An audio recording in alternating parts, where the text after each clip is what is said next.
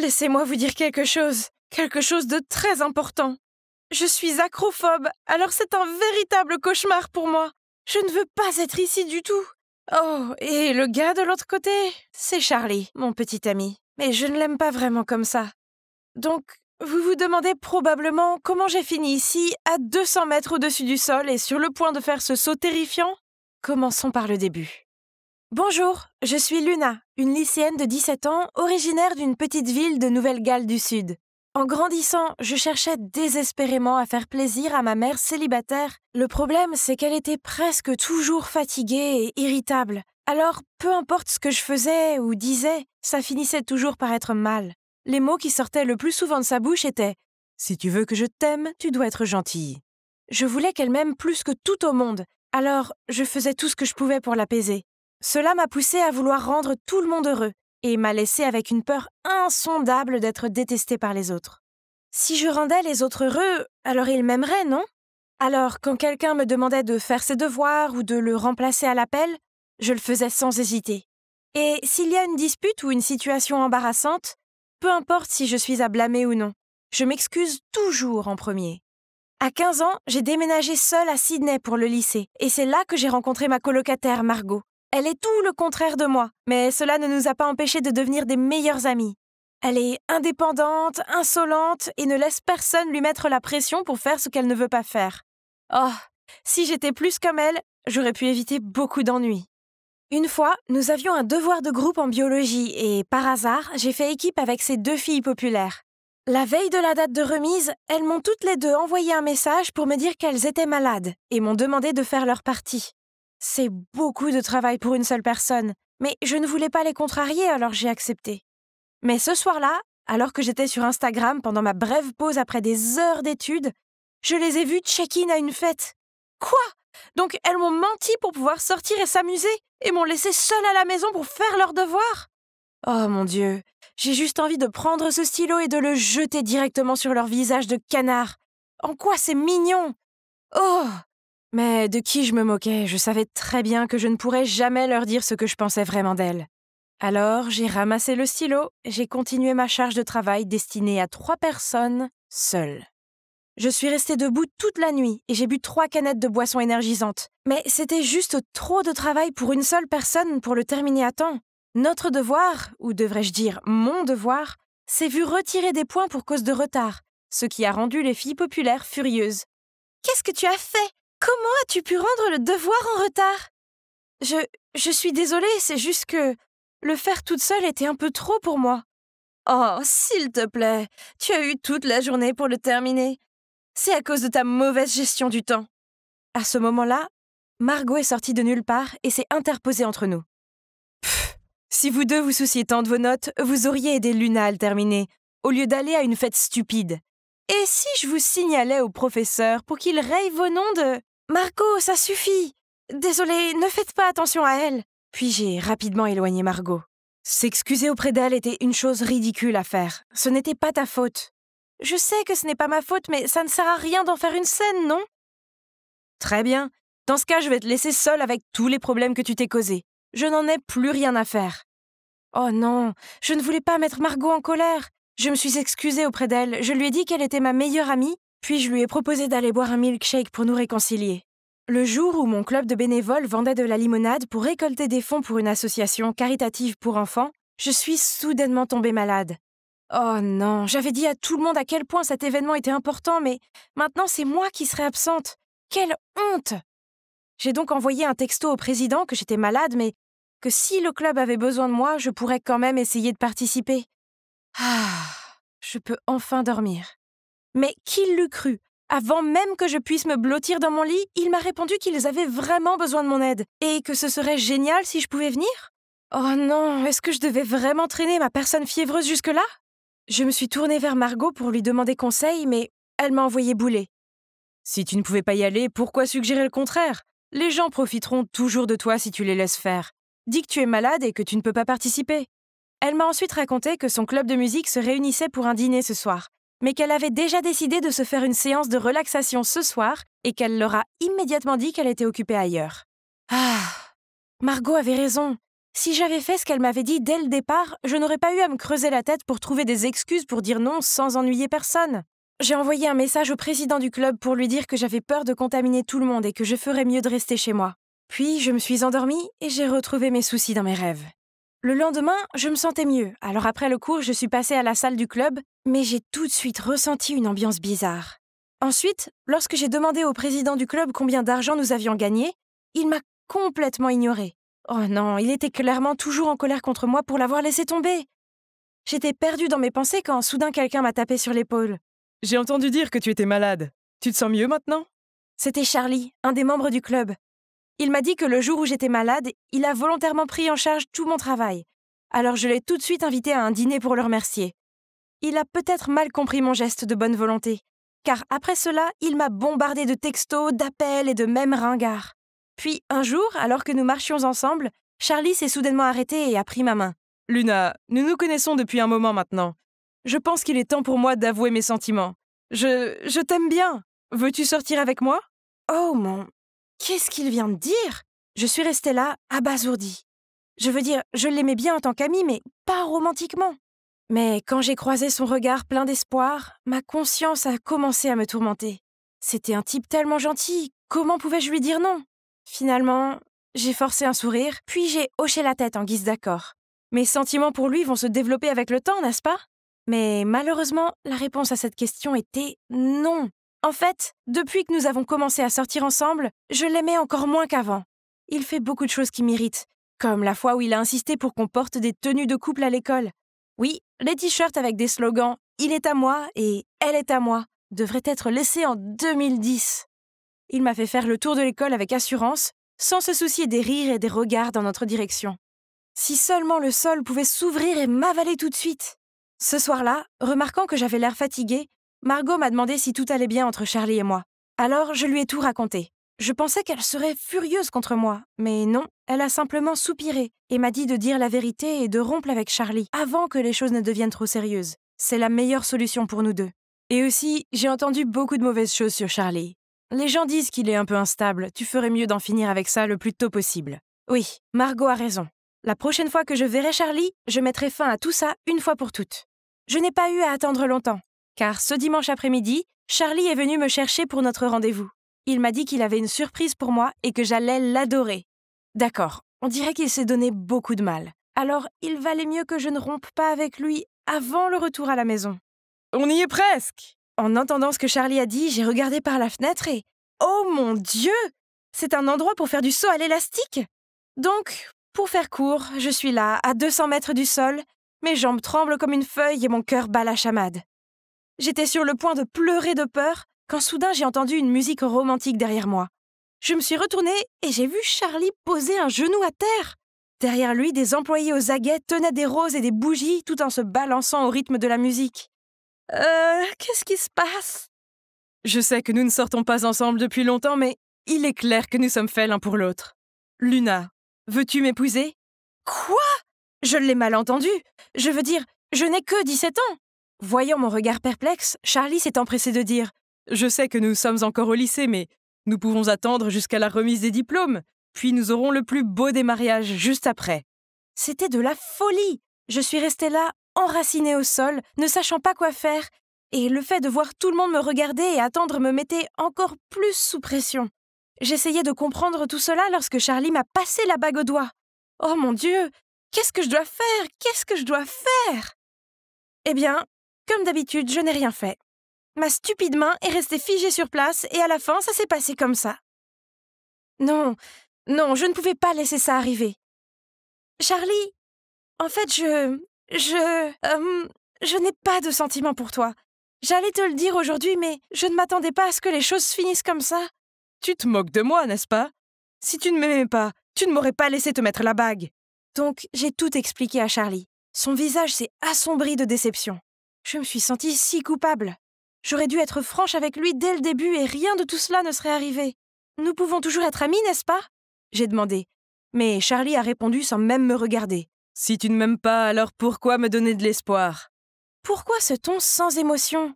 C'était comme s'il s'était transformé en une personne complètement différente. Effrayée, je me suis tue, n'osant pas lâcher le moindre mot. Je serais bientôt à la maison et loin de cette atmosphère étouffante. Mais alors que Charlie conduisait, j'ai remarqué que les environs devenaient de plus en plus étranges. Ce n'est certainement pas le chemin du dortoir. Finalement, la voiture s'est arrêtée sur un site de construction abandonné. Luna, sors de la voiture.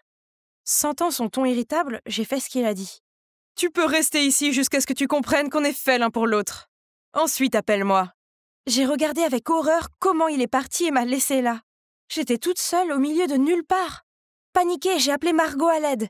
Mais dès qu'elle a décroché, mon téléphone n'avait plus de courant. J'ai exploré la zone, mais elle était complètement déserte. Serais-je coincée ici pour toujours sans que personne ne le sache?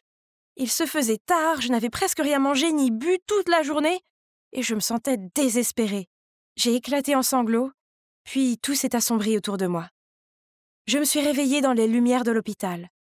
Margot a sauté pour me faire un câlin, puis m'a expliqué ce qui s'était passé.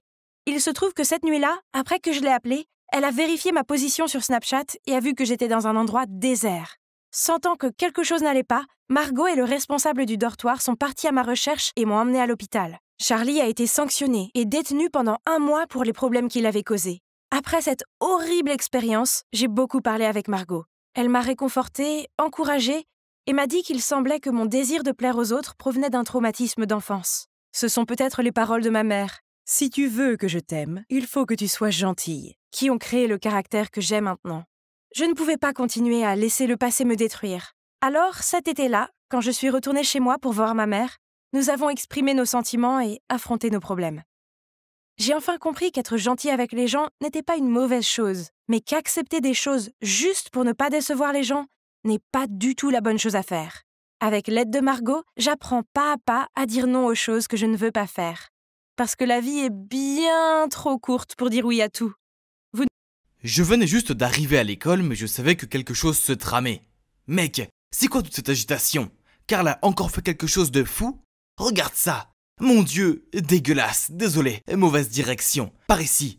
Voilà, Madame Durand, la nouvelle directrice de notre école.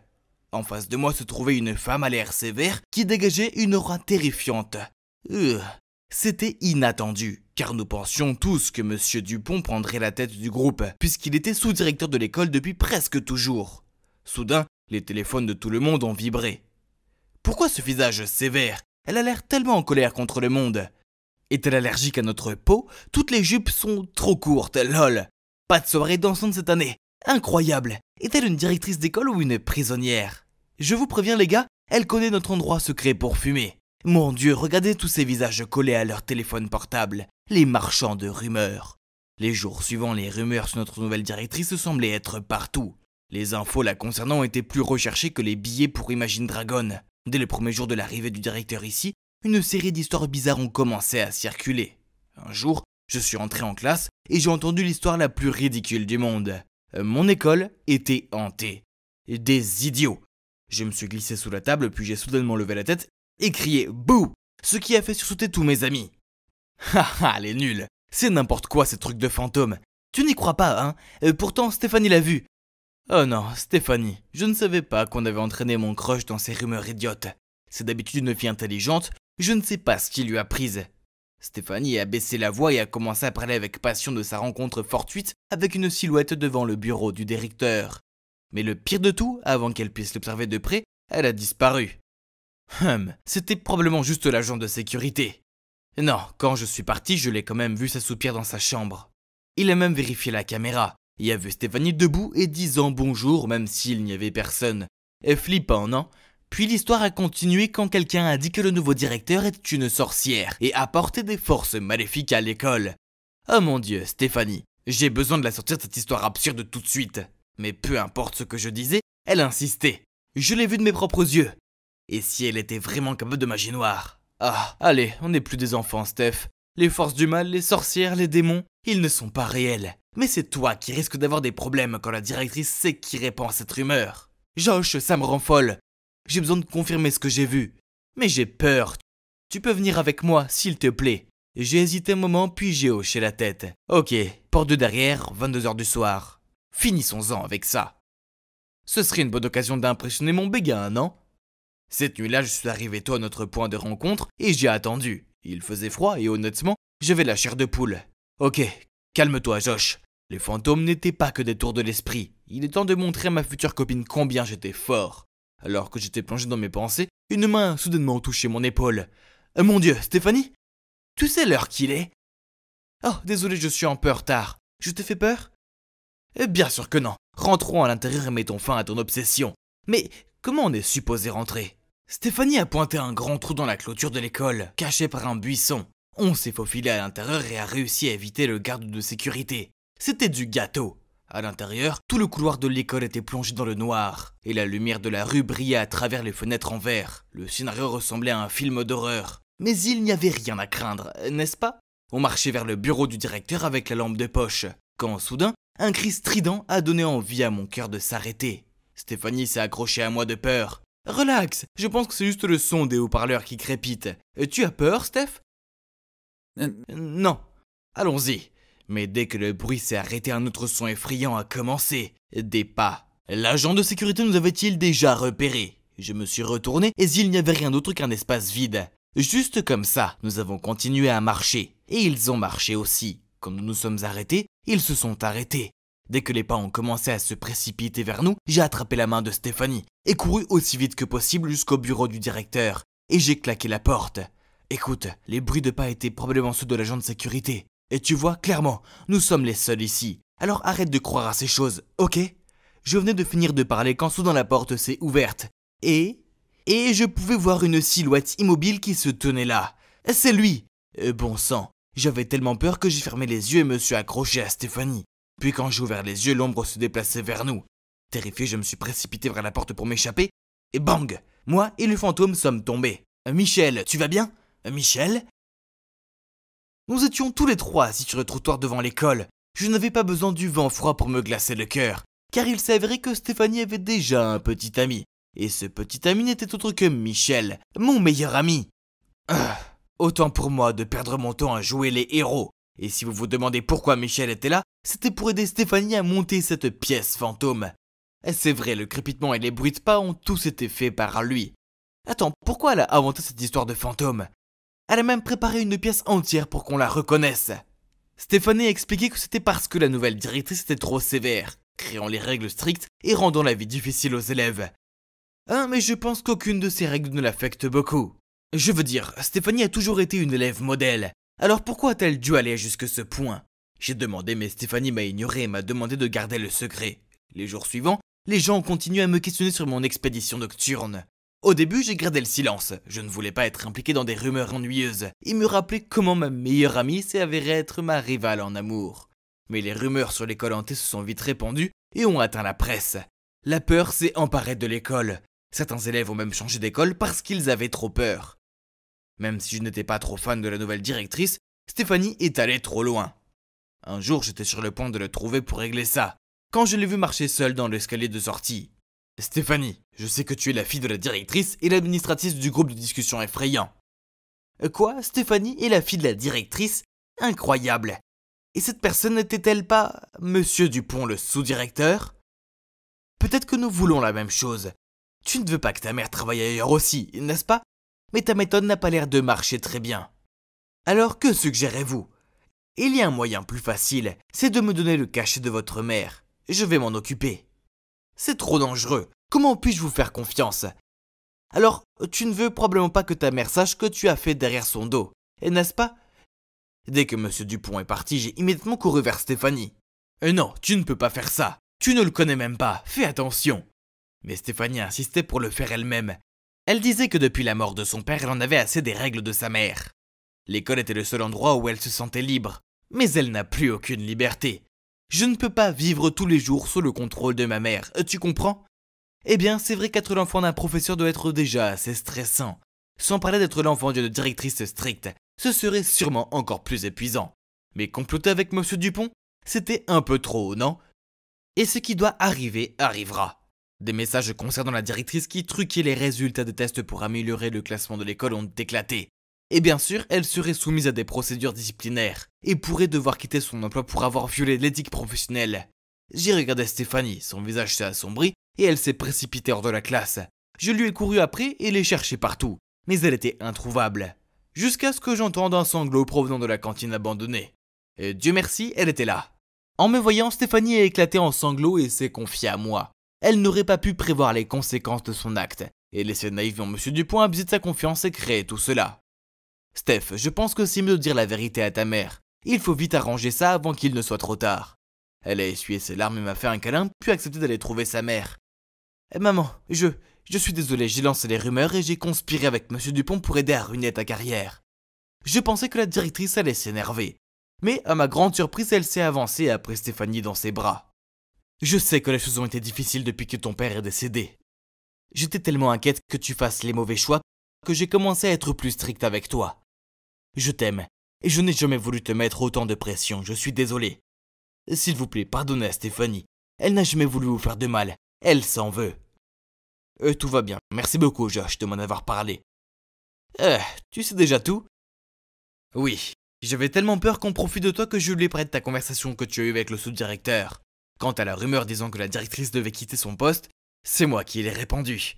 C'est comme ça que Stéphanie a réalisé que ce qu'elle avait fait était scandaleux et pouvait avoir de grosses conséquences, non? Bien que sa mère lui ait pardonné, Stéphanie était toujours nerveuse car elle avait donné à M. Dupont le cachet de sa mère. Et c'est bon ma chérie, ça m'a aidé à obtenir des preuves de son détournement de fonds en se faisant passer pour moi. Sa mauvaise conduite sera bientôt réglée. Tout est bon maintenant, mon travail ici est terminé. J'ai arrangé les choses avec Stéphanie et sa mère. Mais le plus important, c'est que j'ai prouvé que l'école n'est pas hantée. Haha. Alors, quelle est la suite? Eh bien, Stéphanie doit être très émue par mes actions héroïques et a développé des sentiments pour moi. Car elle a rompu avec Michel peu de temps après et m'a demandé de sortir avec elle. Mais c'est mon meilleur ami et je ne peux pas le rendre triste pour une fille, alors j'ai refusé. En plus, son côté malicieux est un peu terrifiant. Les filles sont dangereuses. Waouh, ce gâteau a un goût de paradis! J'ai tendu le bras pour prendre une autre part quand j'ai entendu un grognement. Je t'ai dit d'être gracieuse, n'est-ce pas? Puis maman m'a tirée vers elle pour saluer ce couple élégamment habillé. Oh, encore! Ils m'ont regardé de haut en bas et m'ont dit « J'ai entendu dire que tu étais une pianiste douée. Nous aimerions t'entendre jouer. » Hein? Du piano? Je n'en avais jamais joué de ma vie. Avant que je puisse répondre, maman est intervenue. Malheureusement, Phoebe s'est foulé le poignet. Peut-être la prochaine fois. Je l'ai regardée de façon confuse. Pourquoi mentirait-elle comme ça? Maman, pourquoi t'as dit que je pouvais jouer du piano? Ah, oui. Je me suis peut-être vantée auprès d'eux que tous mes enfants adoptés sont excellents. Je veux dire, toutes les mamans se vantent de leurs enfants, non? Eh oui, j'avais grandi dans un orphelinat avant que maman ne m'accueille dans sa famille. Cet endroit est plutôt grand, hein? Je l'ai trouvé écrasant au début et j'ai fini par me perdre en cherchant ma chambre. Heureusement, il y a beaucoup de mes sœurs adoptives pour me montrer où aller. J'en ai 10. Oui, vous avez bien entendu, 10. C'est comme si je passais d'un orphelinat à l'autre. Sauf que je ne suis plus orpheline. Et nous avons toutes le même âge, ce qui est inhabituel car les parents d'accueil préfèrent souvent des enfants plus jeunes. Ils disent que les ados sont plutôt têtus. Sans parler du fait que mon père adoptif n'est jamais là. Je ne pourrais même pas te dire à quoi il ressemble. C'est donc juste nous, les filles, ici. Je m'entends bien avec Colline. Elle a 2 ans de plus que moi et nous partageons la même chambre. Même si j'aimais vivre avec maman et mes sœurs, maman nous faisait faire des choses étranges, comme porter des vêtements ringards et marcher en ligne droite. Pire encore, elle m'a forcée à apprendre le piano. Oh! Je n'étais pas du tout musicale. Je faisais juste du boucan. Elle m'a aussi appris à manger correctement, mais c'était comme une séance de dressage de chien. Je n'avais le droit de manger que lorsqu'elle faisait un signe. Et le temps que je comprenne comment utiliser l'argenterie, le repas était déjà terminé. Oh! Mais c'est comme ça que chaque mère enseigne à sa fille, non? Et apparemment, maman n'avait plus la patience de me coacher. Alors elle m'a confiée à Colline, sa fille vedette. Nous passions 1 heure par jour à parler ensemble. Ou plutôt, elle me donnait des conseils sur la façon de parler correctement. Colline m'a dit que je devais contrôler mon volume parce que j'avais tendance à crier et que ce n'était pas très féminin. Je devais chuchoter au même volume qu'elle et choisir mes mots avec soin pour faire preuve d'intelligence et de grâce. Oh, peut-être que ce serait plus facile si je ne disais rien du tout désormais. Je n'ai pas eu l'occasion de connaître mes autres sœurs car maman nous a fait poursuivre chacune une aptitude différente, ce que nous devions exécuter lors de notre évaluation mensuelle. Maman est en général très douce et attentionnée, mais trop stricte quand il s'agit d'entraînement. Nous devons consacrer beaucoup de temps et d'efforts à l'entraînement. Un jour, j'essayais de comprendre la feuille de musique quand j'ai entendu Lexi se plaindre. « pourquoi maman me force-t-elle à faire cette mission impossible? Tellement ennuyeux! Quoi? Au moins le patin à glace est 1000 fois plus amusant que le piano. Si seulement... Une idée m'a traversé la tête. Cette nuit-là, je suis allée voir ma mère et lui ai dit timidement « Maman, je veux passer des leçons de piano au patinage sur glace. Je veux échanger avec Lexi. Quoi? Non. Mais pourquoi? Lexi n'aime même pas le patin à glace. C'est parce que je peux voir le potentiel en chacune de vous. Donc c'est impossible de changer. Frustrée, je suis retournée dans ma chambre et j'ai pleurniché auprès de Colline. Mais ce n'était pas un gros problème pour elle. Maman sait ce qui est le mieux pour nous. Eh bien, ça, je n'en suis pas trop sûre. Nous n'avons même pas pu aller à l'école, car maman disait que l'école à la maison était suffisante, alors que je trouvais sa méthode plutôt étrange. J'ai rêvé de cette vie parfaite avec une maman extraordinaire, mais maman n'a jamais été très affectueuse. Peu importe combien nous avons étudié ou essayé de perfectionner notre passe-temps choisi, elle ne nous a jamais câlinés ou félicités, pas même Colline, la fille la plus intelligente ici. Je voulais absolument impressionner maman. Alors, une fois, j'ai passé des heures à préparer cet apéritif portugais pour elle. Mais elle a juste pris une bouchée et dit que c'était bon. Je lui ai demandé si elle ne m'aimait pas, mais elle a juste répondu qu'elle nous aidait à avoir une position élevée dans la société et une vie brillante. Mais je n'ai pas besoin de ces choses. Je voulais juste qu'elle m'aime. Cet endroit est si étouffant et le seul moment où je peux respirer, c'est quand je vais acheter du pain le vendredi matin. Ah. Et soudain, quelqu'un m'a tapé sur l'épaule, ce qui m'a fait sursauter au point de faire tomber mes affaires. « Hé, c'est vraiment toi? Mais quelque chose ne va pas chez toi? Pourquoi cette démarche étrange? » Je ne suis douée que pour acheter du pain, mais tu as tout gâché, tu vois? Jules s'est baissé pour le ramasser pour moi. Il était toujours aussi grossier, mais je me surprenais à être jalouse de son esprit libre. Nous étions parfaitement assortis à l'orphelinat et... C'est embarrassant à admettre, mais j'étais très vilaine à l'époque et je volais souvent à l'étalage avec lui. Tu pourrais aller voler un peu plus. Tu te souviens de nos tours? Je dois te dire 3 choses. Premièrement, j'ai été adoptée. Deuxièmement, ma famille adoptive est riche. Et enfin, je suis éduquée pour devenir une noble dame. Donc, plus de vol. C'est ridicule. J'ai aussi 3 choses pour toi. J'ai été adoptée aussi. Mes parents m'aiment tellement. Oh, et ce sont des flics. On s'est regardés et on a éclaté de rire. Nous étions donc tous les deux pris, n'est-ce pas? Jules et moi, nous nous sommes assis sur un banc pour rattraper le temps perdu. Et quand j'ai parlé de ma nouvelle famille, il m'a interrompu. Ça me semble étrange. Pourquoi n'adopte-t-il que des adolescentes? Et à quoi servent ces leçons et ces évaluations mensuelles? Puis, Jules a insisté sur le fait qu'il allait enquêter sur ma famille adoptive. C'est idiot. Mais c'est quand même amusant de retrouver un ami. Et nous avons convenu de nous voir tous les vendredis. Et voici ma première évaluation. Bien sûr, je ne pouvais même pas jouer une simple mélodie, donc j'ai dû étudier 3 heures de plus chaque jour. Mes sœurs ont encore plus souffert. Karine était obligée de s'abstenir de manger car elle pesait 2 kilos de plus que la norme. En revanche, Willy a dû manger sans arrêt la nuit pour prendre 5 kilos de plus. Si c'est à ce point, ça ne doit pas être simplement pour satisfaire la vantardise désinvolte d'une mère, n'est-ce pas? Le vendredi suivant, j'ai parlé à Jules de l'évaluation de la semaine dernière. Il a déclaré qu'il y avait un problème avec ma famille. Je ne pense pas, Jules. Maman veut juste le meilleur pour nous. Écoute, Phoebe, je pense qu'elle fait exprès de vous former. Chacune de vous doit être bonne dans un certain domaine, comme les commandes de course. Les commandes? Ne va pas trop loin. Tu connais le bœuf de Kobe? On fait écouter de la musique aux vaches, on leur donne de la bière à boire et on les masse, mais à la fin, tu sais quel est le résultat. Oh non, c'est ce que c'est? Maman disait qu'elle nous donnerait le meilleur tant qu'on travaillait dur. Est-ce que nous étions testés et estampillés comme ces vaches? Un jour, je suis rentrée à la maison et j'ai trouvé Colline en train de faire sa valise. Maman va m'emmener dans une nouvelle école demain. Donc, Colline partait? Mais où?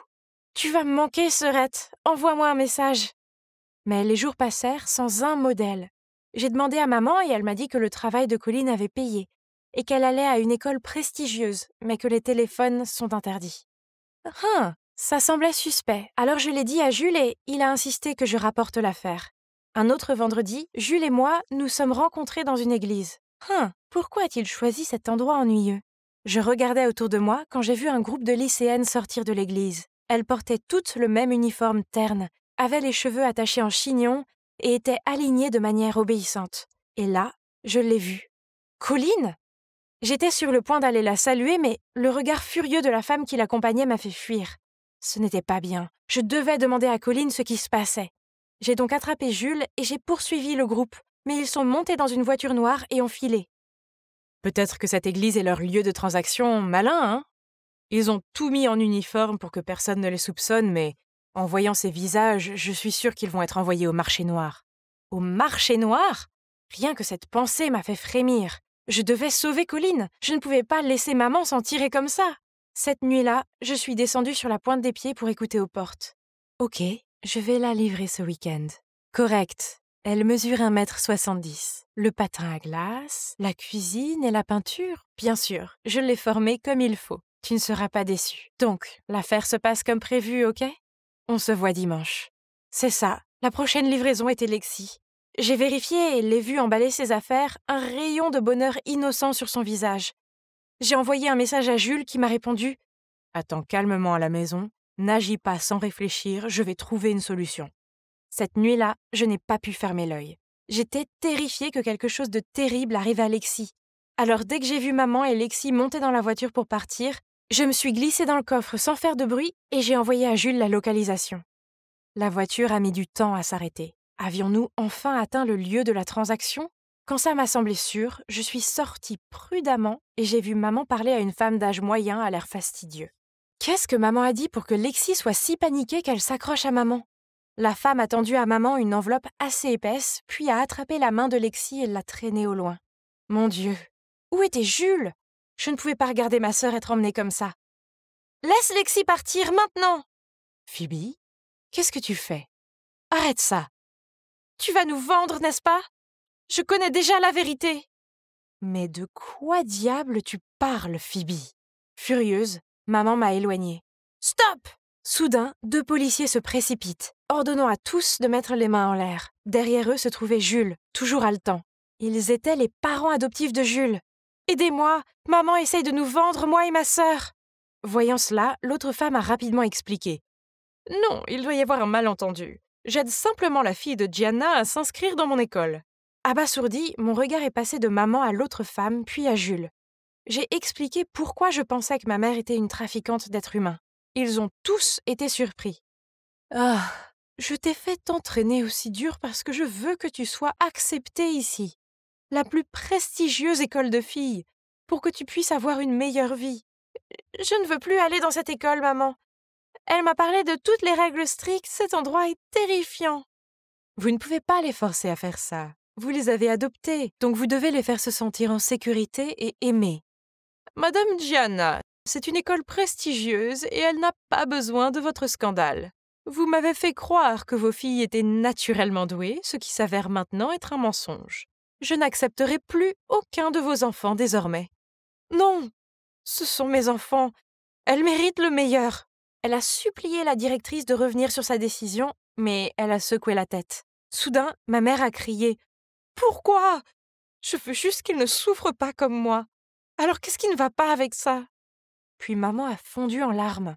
Il s'avère que dans le passé, maman était amoureuse d'un politicien. Mais il a décidé qu'il ferait avancer sa carrière en choisissant d'épouser une diplômée de 7 prestigieuses écoles. Maman l'aimait tellement qu'elle a continué à être sa maîtresse.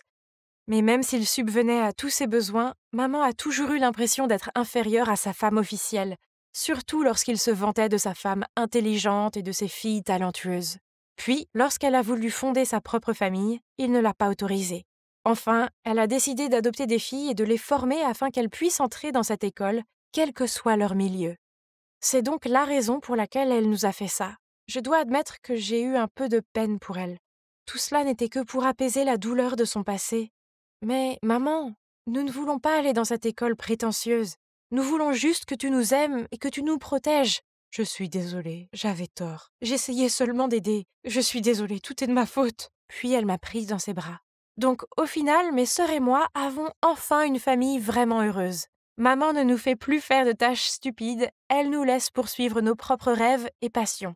Nous allons toutes dans une école publique et vivons notre vie normale. C'est merveilleux d'avoir une mère formidable, des sœurs incroyables et mon meilleur ami Jules à mes côtés. Bonne nuit, bonne nuit. La séparation est un si doux chagrin que je dirai bonne nuit jusqu'à ce que ce soit Rio de Janeiro. Tout le public a éclaté de rire. Qu'est-ce que je viens de dire? Paniquée, j'ai vérifié le script à nouveau.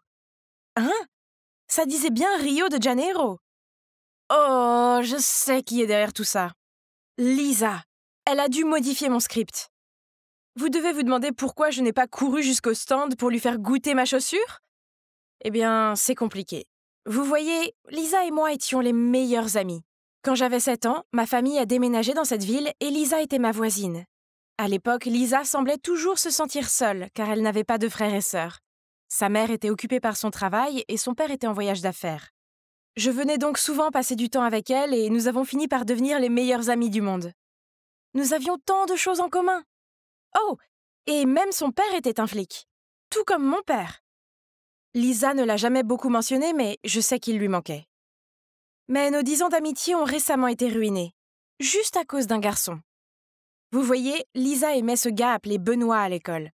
Alors, étant la grande amie que je suis, j'ai essayé de l'aider. Mais Lisa a découvert qu'il m'avait envoyé des messages et a pensé que je flirtais avec lui derrière son dos.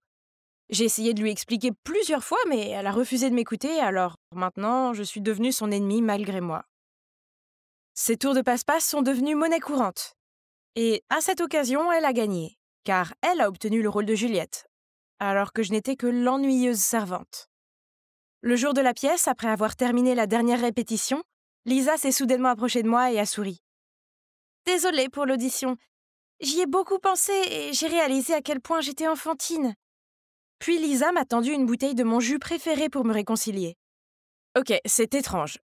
Est-ce qu'elle a 2 personnalités complètement différentes en elle ou quoi? Ou alors elle a compris que j'étais une bonne amie pour ne pas m'en vouloir de ses petites manigances. Quoi qu'il en soit, comme c'était son anniversaire et tout, j'ai pris avec joie la bouteille de jus et lui ai souhaité bonne chance. Cependant, 15 minutes avant la représentation, j'ai eu les pires crampes à l'estomac. J'ai couru à la vitesse d'une fusée jusqu'à la salle de bain et le temps que je sorte de là, le spectacle était pratiquement terminé. Et devinez quoi? Je n'avais rien bu de la journée, à part le jus que Lisa m'avait donné. Incroyable. Elle m'a fait ça, encore. Je me suis alors précipitée dans le salon du club de théâtre et j'ai fouillé dans le sac de Lisa. Bingo! À l'intérieur, il y avait une bouteille de laxatif. Elle l'a mis dans mon jus pour que je ne puisse pas participer au spectacle. Ex-meilleure amie ou autre, il n'y a aucune chance que je la laisse s'en tirer cette fois-ci. Puis soudain, j'ai trouvé une montre à gousset vintage qui dépassait du compartiment le plus intérieur de son sac. 1999 était gravé dessus. Pourquoi me semblait-elle si familière? Ne touche pas aux affaires de mon père! Une voix a retenti derrière moi, et la prochaine chose que je sais, c'est que Lisa a arraché la montre à gousset de ma main. Pourquoi était-elle en colère? Je veux dire, c'est moi qui me suis fait avoir, pas elle. Et aussi, qu'est-ce qu'elle voulait dire par son père? J'étais encore en train d'y penser quand je suis arrivée chez moi et que j'ai soudain vu quelqu'un se faufiler devant la maison de Lisa. Ce n'est pas... Papa? Mon père a regardé autour de lui, puis a placé un cadeau joliment emballé devant sa porte. Ce doit être le cadeau d'anniversaire de Lisa, mais pourquoi ne le lui a-t-il pas remis directement? Quand mon père est rentré, je me suis précipitée vers lui et lui ai demandé « Hey, papa, tu te souviens de la montre à gousset que tu aimes tant? Je ne l'ai pas vue depuis un moment. Où l'as-tu mise ?» Papa semblait déconcerté par ma question. Puis il a marmonné qu'il avait vendu la montre à un magasin de prêt sur gage. J'ai juste hoché la tête, mais je savais qu'il mentait, car il chérissait trop cette montre pour la vendre. Pourquoi l'a-t-il donnée à Lisa, puis m'a-t-il menti? Se pourrait-il que Lisa soit la fille illégitime de mon père? Et le fait que mon père ait insisté pour déménager ici, était-ce juste pour être proche de sa maîtresse et de son enfant? Oh! Lisa m'avait volé mon rôle, et maintenant elle voulait m'enlever mon père aussi. J'en ai assez. Il est temps pour moi de lui donner un avant-goût du mal qu'elle mérite. Le lendemain, à l'école, je me suis assurée que Lisa me regardait flirter avec Benoît, puis lui prendre le bras. Ha ha! On aurait dit qu'elle allait exploser de colère.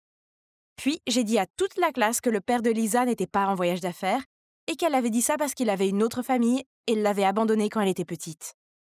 Les rumeurs doivent être remontées jusqu'à Lisa, car la prochaine chose que je sais, c'est qu'elle me confrontait alors que je sortais des toilettes. « Comment oses-tu dire ces choses sur mon père? Tu es une horrible menteuse !» Puis, nous avons fini par une méchante bagarre de tirage de cheveux. C'était si grave qu'un professeur a dû venir nous séparer. Puis, le directeur a appelé nos parents. Heureusement pour nous, mon père et la mère de Lisa ont décidé de ne pas en faire une affaire d'État en raison de nos relations de voisinage. Ouais, comme si. Cependant, mon père m'a quand même forcé à m'excuser auprès de Lisa et de sa mère. Oh! Papa, pourquoi je dois m'excuser? Elle ne s'était pas excusée auprès de moi pour avoir mis des laxatifs dans ma boisson? Tu as eu tort de répandre ces fausses rumeurs sur elle. Mais c'était quoi ces laxatifs? Je pensais que vous étiez amis. Depuis quand êtes-vous devenus aussi rancunières l'une envers l'autre? Je ne mentais pas. C'est la vérité. Est-ce que tu défends Lisa plutôt que moi parce que tu te sens coupable qu'elle soit ta fille secrète? Christine, qu'est-ce que tu viens de dire? J'ai expliqué comment je savais pour la montre et donc comment j'avais découvert son secret. Il est resté silencieux pendant un long moment, puis a soupiré et a dit « En fait, le père de Lisa était un de mes collègues. C'était un homme bon qui travaillait dur. Nous avons eu cette affaire difficile impliquant un gang criminel notoire et, malheureusement, son père est décédé pendant son service. Dans ces derniers instants, il m'a donné sa montre à gousset en souvenir et m'a demandé de veiller sur sa fille de 4 ans, Lisa.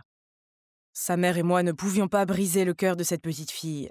Alors nous avons dit que son père était absent pour affaires et qu'il reviendrait quand elle aurait 18 ans. Quant à moi, je me faisais passer pour son père, pour lui envoyer des cadeaux et des lettres. Quand Lisa et toi aviez 7 ans, j'ai décidé de déménager ici pour pouvoir m'occuper d'elle plus facilement. Et comme vous le savez, je lui ai donné cette montre à gousset, le dernier souvenir de son père. Mais pourquoi lui avoir menti comme ça? Lisa était trop jeune à l'époque pour accepter une vérité aussi laide. Sa mère et moi n'avions pas beaucoup de choix non plus. Je m'attendais à ce qu'elle s'habitue et cesse d'attendre son père, mais nous ne nous attendions pas à ce que les choses se passent ainsi. Pour son dernier anniversaire, j'ai continué à jouer le rôle de son père et j'ai laissé un cadeau à la porte en m'excusant de ne pas pouvoir rentrer à la maison en raison du travail. Mais nous savons que nous ne pouvons plus lui cacher cela.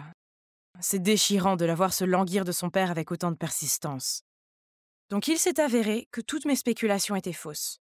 Non seulement ça, mais j'ai aussi répandu de fausses rumeurs et blessé mon ami. Mon Dieu, qu'est-ce que j'ai fait? Comment pouvais-je réparer ça? Cette nuit-là, j'ai envoyé un long message d'excuses à Lisa, mais elle n'a pas répondu. Le lendemain matin, j'ai attendu à sa porte pour aller à l'école ensemble. Mais elle est passée devant moi. En regardant son visage désemparé, mon cœur s'est rempli de remords. Je venais de franchir la porte de l'école quand quelqu'un m'a tapé sur l'épaule. « Tu veux aller voir une pièce avec moi ce soir ?» Benoît tenait 2 billets de théâtre. Oh, c'était pour le bizarre incident du chien pendant la nuit. Je voulais absolument le voir. Quand Lisa et moi étions encore amies, nous avions parlé d'aller le voir. Attends, Lisa? C'est bien ça. Alors, j'ai dit à Benoît que j'étais occupée et qu'il pouvait demander à Lisa de l'accompagner à la place. Lisa avait l'air ravie que Benoît l'ait invitée à sortir. Ah! Maintenant, j'avais la conscience tranquille. Lisa et Benoît allaient réaliser qu'ils s'aimaient bien et enfin se mettre ensemble correctement. Alors, elle me pardonnerait, non? De toute façon, j'avais une dissertation à faire. Alors après l'école, je suis allée dans un café tranquille et j'ai étudié tard. Mais quand je suis rentrée à la maison, j'ai passé la porte sur des décorations fracassées et le bruit de mes parents qui se disputaient. « Alors, tu nous as menti à moi et à Christine pendant toutes ces années. Comment as-tu pu avoir un enfant secret du même âge que ta fille? Tu n'as pas honte de toi? » Qu'est-ce qui se passe? Savait-elle pour Lisa? J'ai rapidement couru pour l'arrêter. « Maman, ce n'est pas ce que tu penses. Je l'ai pensé aussi au début, mais tu dois écouter papa. Ces mensonges peuvent te tromper, mais ils ne peuvent pas me tromper. Lisa est sa fille illégitime. Cette pauvre fille est venue ici et me l'a dit. » J'ai essayé de raisonner maman, mais elle était trop bouleversée pour écouter. Avec un claquement de porte, elle est partie. Papa s'est assis sur le canapé et a poussé un soupir solennel. Je me suis assise à côté de lui, le réconfortant en lui disant que c'était peut-être un malentendu de Lisa. « Papa, nous devons dire la vérité à Lisa. Je vais d'abord l'approcher et tâter le terrain, et ensuite, quand elle semblera stable émotionnellement, tu viendras lui parler. D'accord ?» Le lendemain, dès que je suis arrivée à l'école, je suis immédiatement partie à la recherche de Lisa. Elle était là, debout près de son casier, les bras croisés. Je me suis dirigée vers elle, mais avant que je puisse dire quoi que ce soit, elle a crié « Arrête de te comporter comme si tu étais si noble! Je sais que Benoît m'a seulement invitée au théâtre parce que tu lui as dit de le faire. Pourquoi veux-tu m'embarrasser à ce point? Puis Lisa a éclaté en sanglots. Si mon père était encore en vie, il me protégerait des méchantes filles comme toi. Je suis restée bouche bée devant Lisa. Elle savait déjà tout? Mais si oui, pourquoi a-t-elle dit à ma mère la veille que mon père était aussi son père? Je suis restée là, refusant de bouger jusqu'à ce qu'elle me dise la vérité. Finalement, elle a lâché que le jour de ses 18 ans, elle avait vu mon père laisser un cadeau devant chez elle. Se doutant que quelque chose se tramait, elle a trouvé le courage de tout demander à sa mère. Elle a été dévastée d'apprendre que son père tant attendu n'était qu'un mensonge inventé par mon père. Elle était pleine de rage envers mon père et moi. Alors, elle a menti à ma mère pour que nous sachions ce que c'était d'avoir une famille brisée. J'étais furieuse. Comment osait-elle faire ça à ma famille? Mais lorsqu'elle s'est excusée en pleurant, ma colère s'est évanouie. Et à la place, j'ai eu de la peine pour elle. Ce qu'elle avait traversé était vraiment insupportable. Je l'ai serrée très fort dans mes bras et nous avons toutes les deux pleuré à chaudes larmes. Lorsque nous nous sommes calmés, nous avons décidé d'avoir une discussion franche avec nos familles. J'ai dit à Lisa que cela ne me dérangeait pas de partager mon père avec elle, car il l'aime comme sa propre fille de toute façon. Mais en retour, Lisa devait s'excuser auprès de ma mère et tout lui expliquer pour qu'elle revienne à la maison. Finalement, ma mère est revenue et nos deux familles sont de nouveau en paix. Je suis désolée. J'avais vraiment perdu la tête. Je ne voulais pas te blesser, maman. Oh, je veux dire, Madame Lémon. Tout le monde a éclaté de rire. J'en ai profité pour faire un gros câlin à la maman de Lisa et l'appeler maman, tout comme Lisa. Nous bavardions joyeusement quand on a sonné à la porte. Lisa et moi sommes allés ouvrir la porte et avons vu Benoît debout tenant un bouquet de fleurs. Il avait cet air ahuri en nous voyant toutes les deux ici. Mais vous savez quoi? Peu importe laquelle de nous deux il cherchait. Il n'y a pas besoin d'un petit ami en ce moment parce que j'ai déjà ma meilleure amie ici. Ou devrais-je dire ma sœur? Maman, viens voir ce que Agnès a fait à ma robe. Oh non, quoi encore? Regarde ça, maman, c'est froissé. C'est entièrement de ta faute. Je t'ai dit que cela nécessite d'être lavé à la main, c'est-à-dire à la main. Oh, ne pleure pas, ma chérie. Je vais t'en acheter une autre. Tu peux donner celle-là à Agnès. C'est à toi maintenant. Nouvelle robe, heureuse, hein? On peut y aller, maman. On mangera une pizza après ça. J'en ai tellement marre des plats gastronomiques prétentieux d'Agnès. Bien sûr, ma chérie. Oui, je sais. On dirait une scène de Cendrillon, non? Mais ce genre de choses arrive tous les jours dans cette maison. Si j'avais été adoptée, il serait plus facile de comprendre pourquoi maman préfère ma sœur à moi. Mais non, je suis aussi sa vraie fille. Grandir avec Julia comme grande sœur a été un cauchemar. Elle a toujours été l'enfant chéri alors que j'étais traitée comme une épine dans le pied. Si quelque chose se cassait, c'était de ma faute. Quand Julia volait mes affaires, maman disait juste que je devais être flattée. Puis il y avait les fêtes d'anniversaire au fil des ans, Julia a tout eu. Des fêtes sur le thème des fées, des magiciens, un zoo pour enfants et des tours de cupcakes. Quant à moi, tout ce que j'ai eu, c'est une carte avec un billet de 20 $ froissé à l'intérieur. C'était la même chose avec les études. Si elle obtenait un C après une série de D, maman la récompensait avec des bijoux et du maquillage. Et moi, un seul C sur les A habituels et maman disait « Oh, pourquoi est-ce que je me suis fait de faux espoirs ?» Parfois, je me demande si tout cela n'est pas dû au fait que Julia a toujours été jolie et populaire, qu'elle est en fait une version miniature de maman, alors que je suis plus réservée et que je ne ressemble pas vraiment à maman. Quoi qu'il en soit, bien que je vive dans une maison pleine de ténèbres et d'injustice, j'ai toujours ma propre passion qui est la cuisine. Je suis accro à ces émissions de cuisine à la télé et j'ai toujours essayé de les suivre. Mon rêve est de devenir chef de cuisine dans un restaurant 5 étoiles. À l'école, Julia m'ignore toujours. Elle traîne avec ce groupe de filles qui sont toutes obsédées par les mêmes choses, comme le maquillage, les vêtements à la mode et TikTok. Julia est vraiment magnifique. Il n'est donc pas surprenant que les garçons tournent autour d'elle pour attirer son attention. Bref, oublions Julia. J'ai ma meilleure amie Constance juste là. Oh, ma chérie, je te jure que si j'étais toi, je déchirerais ces vêtements juste pour me soulager. Bonne idée, j'ai dit en jouant avec mon plateau comme d'habitude. Ça a l'air si bon, très appétissant. J'ai levé les yeux et j'ai croisé le regard éblouissant d'un garçon. Bonjour, je m'appelle Roy, c'est très soigné de ta part. Avant que je puisse répondre, il a fait un clin d'œil et s'est dirigé vers sa table. Il a bien fait, sinon il aurait vu mon visage rouge comme une tomate. On dirait que quelqu'un est sur le radar du sexy gars. Tais-toi, il était juste gentil. Mais non, Ce soir-là, quand je suis rentrée chez moi, Roy m'a en fait envoyé un message. Et nous avons eu une très longue conversation. Il m'a même demandé de prendre le déjeuner avec lui le lendemain. Yes! C'était si excitant. Je suis entrée dans la cantine et j'ai trouvé Roy qui m'attendait déjà assis. Mais j'ai repéré le groupe de Julia qui passait par là. Et je ne veux pas avoir des ennuis avec ma méchante sœur. Alors, je pensais m'en aller. Mais juste à ce moment-là, Roy a souri et m'a fait un signe. « Oh mon Dieu, ce garçon sexy là-bas te fait signe, Julia !» Une fille a flatté Julia avant même que je puisse répondre à Roy. Julia a vite arrangé ses cheveux, puis lui a souri maladroitement. Mais il est passé devant elle et s'est dirigé vers moi. « Tiens, pour toi. Quel plat de première classe avons-nous aujourd'hui ?»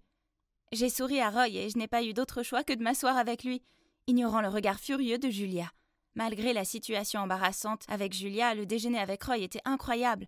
On a commencé à traîner ensemble plus souvent après ça. Il est mignon, drôle et me soutient dans mes rêves culinaires. Et puis un jour, Roy m'a tendu un cupcake avec un cœur givré dessus et m'a demandé d'être sa petite amie. Youpi! C'était tellement magnifique. Alors bien sûr j'ai accepté, mais à la condition que notre relation reste discrète. Je n'avais jamais eu quelque chose à moi avant, alors si ma mère et ma sœur ne savaient rien de nous, elles ne pouvaient pas tout gâcher, non? Tomber amoureux est une chose magique. J'étais juste si heureuse et pleine de vie tout le temps. Même les corvées de maman et de Julia ne pouvaient pas me déprimer.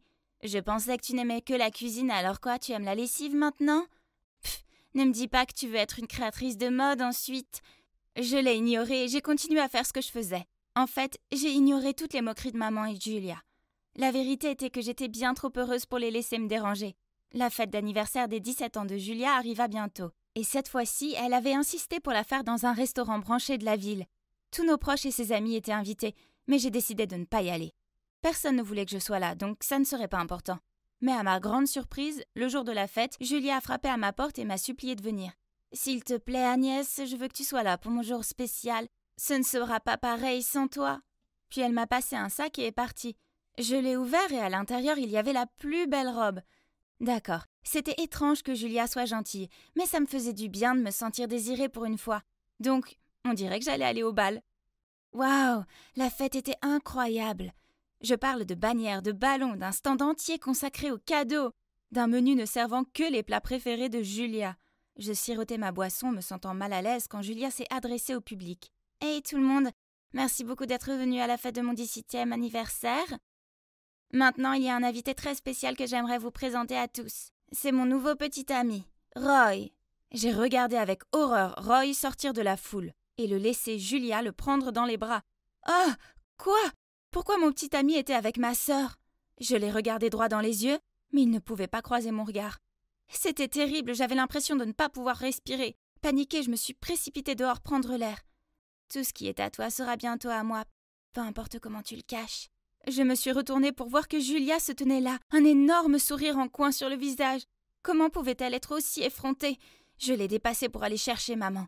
Elle criait au serveur pour qu'il apporte d'autres boissons. Je suis allée vers elle et j'ai balancé ce que Julia avait fait et combien j'étais bouleversée. « Bon sang, arrête d'en faire tout un plat. Julia est ta sœur, alors sois heureuse pour elle. En plus, Roy est bien plus fait pour elle que pour toi. » Ah, c'est fini. Je ne peux plus supporter cette famille égoïste. Je m'en vais. Ouais, vas-y. Disparais comme ton bon à rien de père l'a fait. Ce soir-là, je me suis rendue chez Constance avec un sac rempli de mes affaires et le visage en larmes. Cela ne pouvait être que temporaire, alors j'ai continué à chercher un autre endroit où rester. J'ai postulé pour un emploi de caissière dans une station-service ouverte 24/24. Au moins, j'avais un abri. Un soir, un homme ivre est entré. Il n'avait pas l'air très bien. Rien ne pouvait alléger mieux l'humeur d'une personne que de la bonne nourriture, n'est-ce pas? Alors j'ai pris certains des ingrédients disponibles et je les ai utilisés pour lui préparer un plat délicieux. Merci beaucoup, ma chérie. Je m'appelle Case. Tu as un talent culinaire. Si tu veux une meilleure opportunité, viens me trouver. Avant que je puisse le remercier, il était parti. Voyons voir, propriétaire de bar. J'étais pas assez grande pour travailler dans un bar. J'ai passé le mois suivant à jongler entre l'école et le travail et... Oh là là, c'était épuisant. Mais quand j'ai demandé mon salaire, mon patron m'a dit que puisque je n'avais que 16 ans, il ne pouvait me payer que pour beaucoup moins d'heures que celles que j'avais travaillées. Quoi? Ce n'est pas juste? Je travaillais comme une folle pendant 12 heures parfois. Mais il m'a menacé de me dénoncer pour avoir volé de la nourriture dans le magasin. Je n'avais pris que des aliments périmés qui ne pouvaient pas être vendus. Me sentant mal à l'aise, j'ai démissionné et je suis partie. J'ai erré dans la rue, puis j'ai levé les yeux et je me suis retrouvée devant le bar de cet homme. Je n'avais pas d'autre endroit où aller. Donc je suis entrée et il y avait Keith, mais... Oh, il avait l'air si différent. En plus de ce bar, je possède aussi un restaurant gastronomique en ville. Si tu veux, j'aimerais te former pour devenir une chef là-bas. Waouh, c'était tellement incroyable que j'ai pleuré de joie. Pour pouvoir rester au restaurant, je lui ai dit que mes parents étaient décédés et que je m'étais enfuie de l'orphelinat. Et l'homme a accepté sans me poser de questions. Le temps a passé et vous savez quoi? J'ai adoré travailler au restaurant. Quant à Keith, c'est un homme au grand cœur. Nous sommes devenus si proches et il est devenu comme un père pour moi. Nous étions 2 personnes seules qui s'entraidaient. Alors c'était logique quand il a demandé à m'adopter.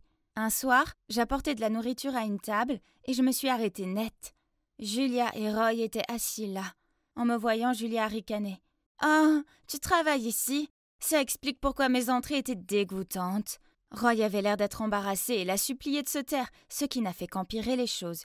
Puis en voyant ce qui se passait, Alex, le superviseur du restaurant, est venu à ma défense. Mais ça n'a fait qu'enflammer Julia. « Le client n'est-il pas toujours roi?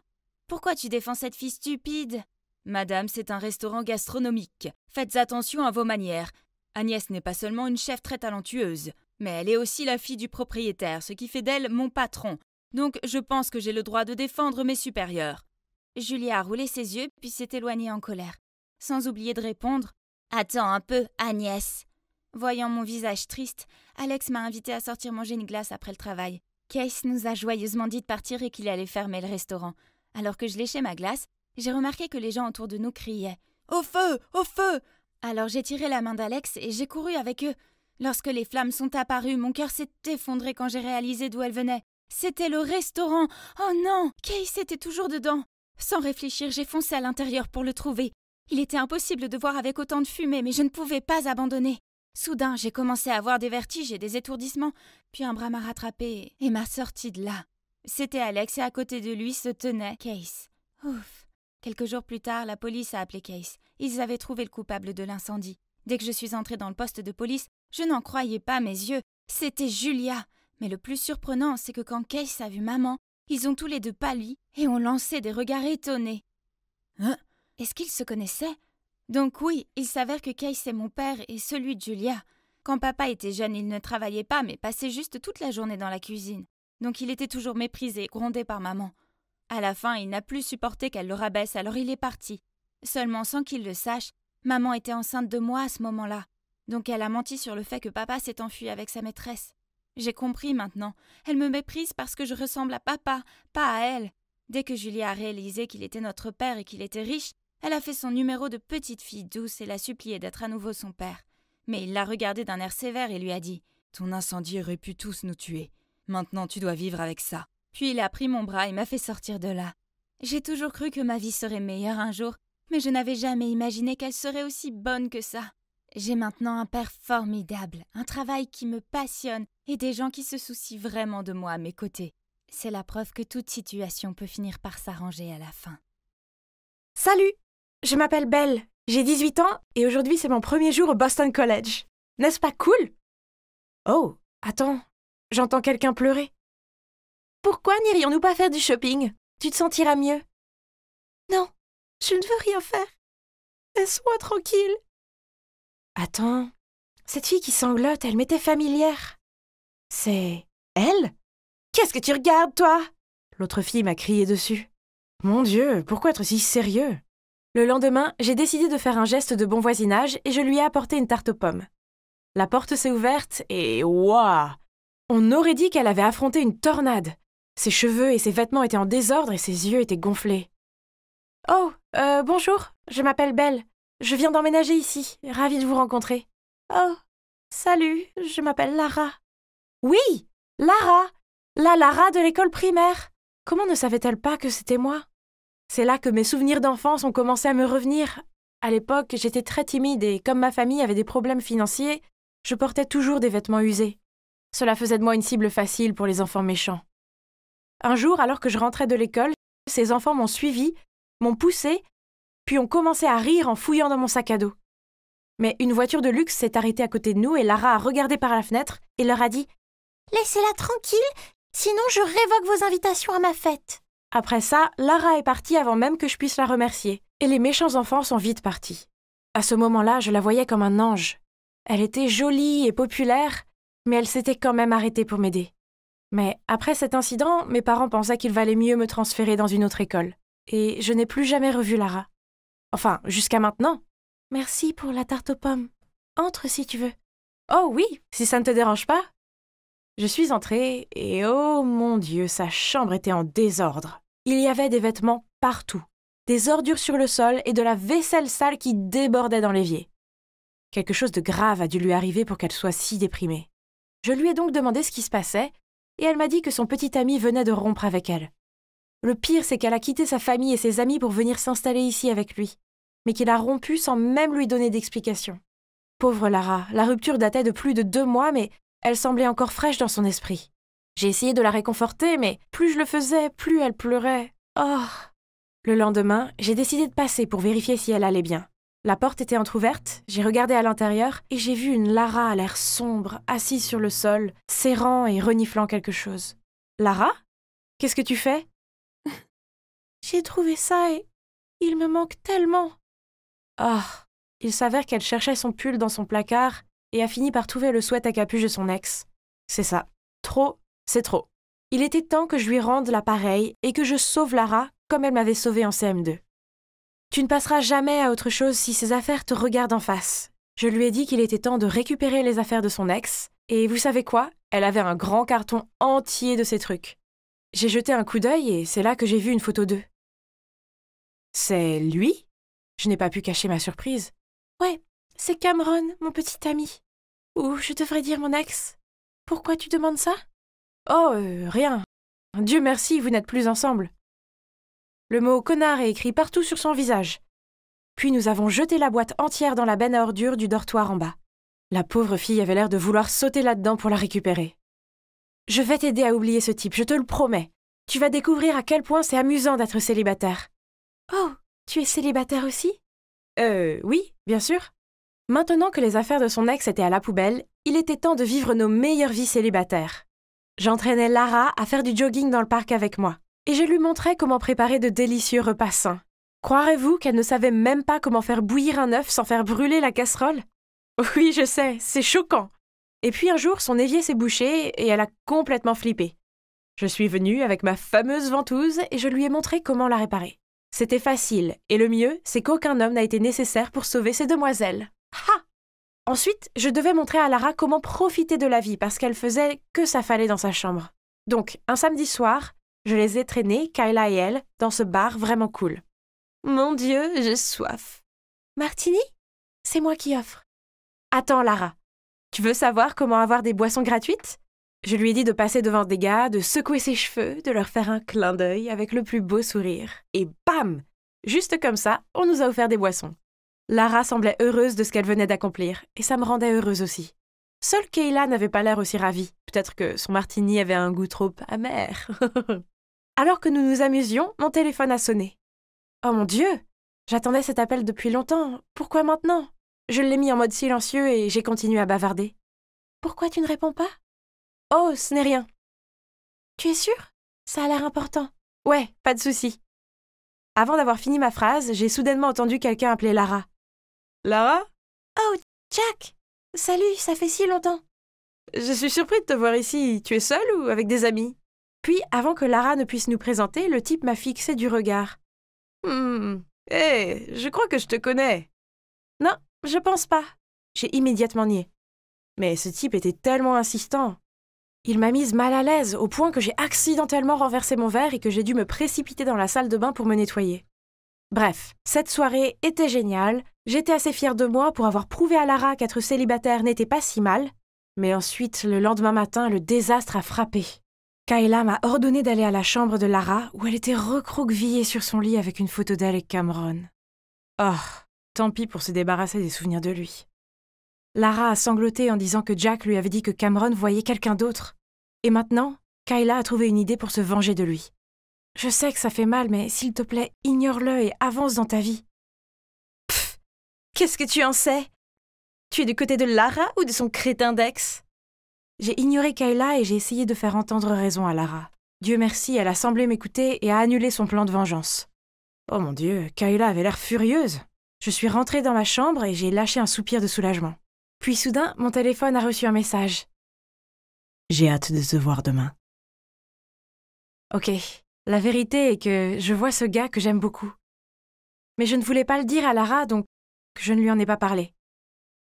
Le lendemain matin, j'ai mis une jolie robe, je me suis maquillée, j'ai coiffé mes cheveux et je suis sortie de ma chambre avec enthousiasme. Pour trouver des piles de sacs poubelles devant ma porte. Qui a bien pu faire ça? Je les ai traînés en bas pour les mettre dans la poubelle quand j'ai trouvé tout mon courrier dedans, couvert de jus de poubelle. Burk! C'était une farce ou quoi? Peu importe, je n'avais pas le temps pour ça, j'étais déjà en retard. Je suis arrivée à une galerie et j'ai vu qu'il était déjà là, en train de regarder un tableau. « Hey, désolé d'être en retard. » Il s'est retourné avec un sourire. « Eh bien, tu vaux la peine d'attendre. » Ok, laisse-moi t'expliquer. Donc, oui, c'est Cameron. Mais ce n'est pas ce que vous pensez. Je l'ai rencontré alors qu'il aidait à un événement pour les nouveaux étudiants. Il se fichait que je porte des vêtements de friperie et que mes baskets ne soient pas cool. Au contraire, il a vu au-delà de ces choses et a commencé à me parler en premier. Jack était là aussi, c'est pourquoi il m'a en quelque sorte reconnu. J'ai envoyé beaucoup de textos à Cameron et je dois avouer que je pense avoir des sentiments pour lui. Mais ne vous méprenez pas, je ne savais pas que Lara était son ex jusqu'à ce que je voie la photo d'eux. Oh mon Dieu, ça m'a choquée au plus haut point. Je ne voulais pas lui dire et non seulement lui briser le cœur une fois de plus, mais aussi détruire notre amitié. C'est aussi pourquoi je n'ai pas osé répondre à l'appel de Cameron devant Lara dans le bar. Et j'ai été super chanceuse que Jack ne m'ait pas reconnue cette nuit-là, sinon ça aurait été un désastre total. Je sais que je devrais dire la vérité à Lara, mais d'abord elle a besoin d'un peu plus de temps pour oublier Cameron. Je suis rentrée chez moi après ce rendez-vous avec un grand sourire, mais ce que j'ai vu l'a fait disparaître instantanément. Toute ma collection de maquillage avait été détruite. Quoi? Qui ferait une chose aussi méchante? J'ai mis des années à économiser pour acheter tout ça. Alors que je vérifiais si tout était récupérable, j'ai vu une longue chevelure bleue nichée au milieu du carnage. Furieuse, j'étais sur le point d'aller la confronter, mais Kayla et Lara étaient déjà sur le pas de ma porte. Pourquoi avait-elle l'air aussi en colère? Comment as-tu pu te lier d'amitié avec moi comme ça alors que pendant tout ce temps tu voyais mon ex? Ton discours de tu n'as pas besoin d'un homme n'était qu'un gros mensonge pour que tu puisses prendre mon homme, hein? Et tu penses vraiment que Cameron aimerait une fille comme toi? Tu ne peux même pas t'offrir un sac à main décent. C'est vrai, laisse-moi te dire ceci, tu ne seras jamais comme l'une d'entre nous. Et tu ne seras jamais assez bien pour Cameron. Comment Lara a pu penser de moi de cette façon? Je voulais vraiment l'aider, comme elle m'a aidée. Je n'ai que de bonnes intentions, Lara. Je n'avais aucune idée qu'il était ton ex quand on s'est rencontrés. Je ne te l'ai pas dit plus tôt parce que je savais que tu avais besoin de plus de temps et je ne voulais pas te blesser parce que je t'adore et que j'apprécie notre amitié. Tu te souviens du CM2? Ces enfants se moquaient de moi et tu étais la seule à me défendre. Je voulais te rendre l'appareil et t'aider aussi. Et t'entendre dire ces choses me rend si triste. Puis je les ai chassés de ma chambre et j'ai verrouillé la porte. J'ai refusé d'aller au cours et j'ai ignoré tous les appels et messages de Cameron. Peut-être que Lara et Kayla avaient raison. Cameron et moi ne devions pas être ensemble. Nous venions de deux mondes différents. Finalement, quelques jours plus tard, j'ai dû sortir parce que je n'avais plus de nourriture. En passant devant un café, je les ai vus. Cameron et Lara, assis ensemble. Kayla avait donc raison. Un gars riche comme Cameron n'aimerait jamais une fille ordinaire comme moi.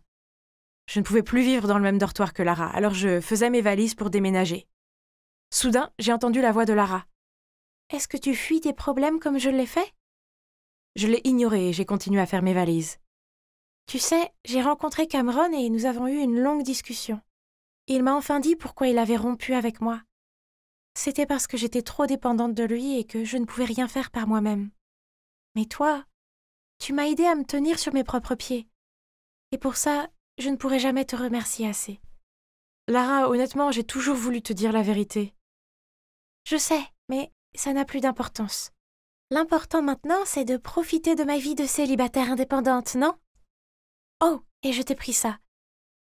Kayla a dépassé les bornes en détruisant tes affaires. Et puis, je crois qu'il y a quelqu'un qui veut te voir. Soudain, on a frappé à la porte. Je l'ai ouverte et, oh mon Dieu! Devant la porte, avec un énorme bouquet de fleurs, il y avait Cameron. Apparemment, je peux continuer à apprendre à connaître Cameron et je n'ai plus besoin de déménager. Mais vous savez quelle est la meilleure partie de tout ça? j'ai retrouvé mon ami. Donc me voilà en train de pratiquer cette pose délicate. Je ne dois pas tomber. Rose, redresse ton dos, accroche-toi. Tu peux le faire.